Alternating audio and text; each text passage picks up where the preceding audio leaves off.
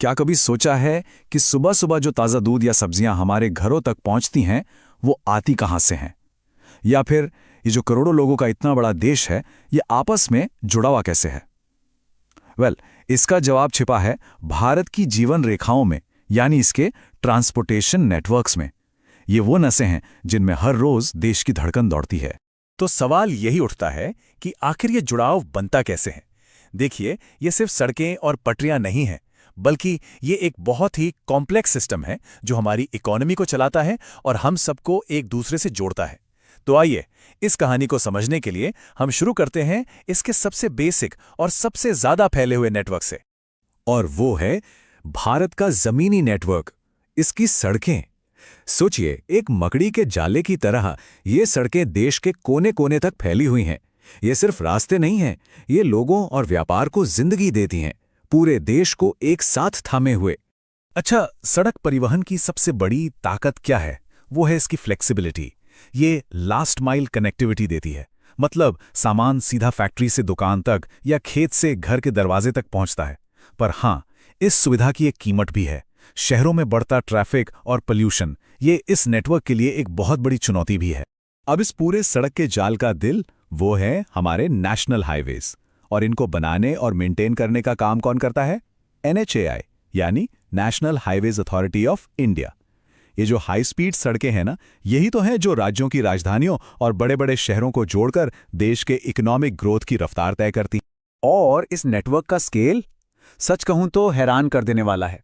जरा सोचिए, एक तरफ है NH44 जो कश्मीर से कन्याकुमारी तक करीब करीब 4000 किलोमीटर लंबा है, और दूसरी तरफ केरला का NH47A जो सिर्फ 6 किलोमीटर का है।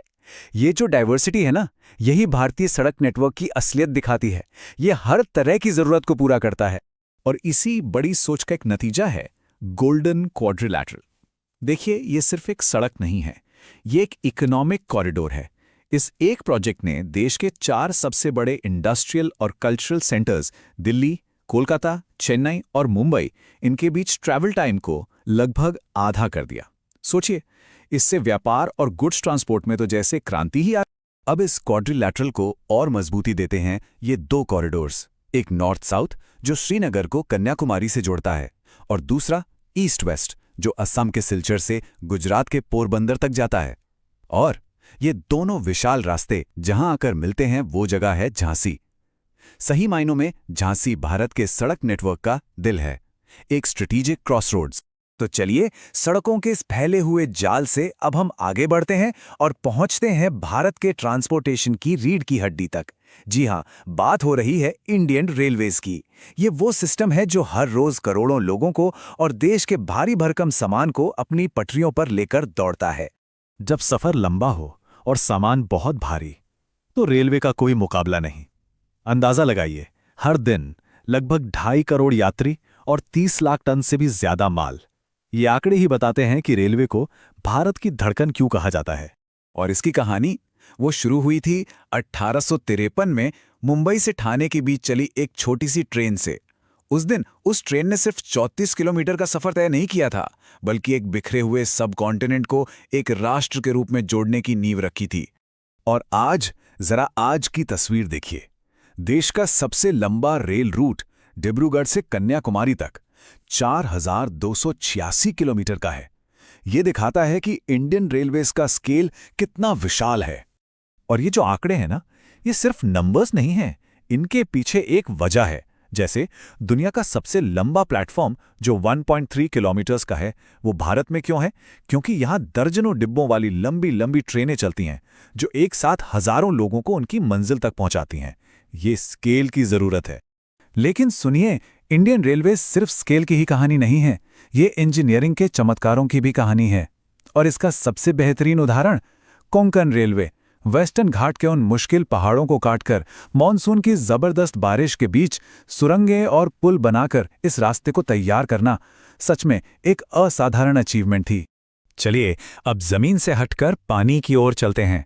भारत का तीसरा अहम नेटवर्क है वाटरवेज, यानी जलमार्ग। सदियों से यह व्यापार का एक शांत लेकिन बहुत ही शक्तिशाली जरिया रहा है। वाटरवेज की सबसे बड़ी खासियत क्या है? ये परिवहन का सबसे सस्ता साधन है। क्यों?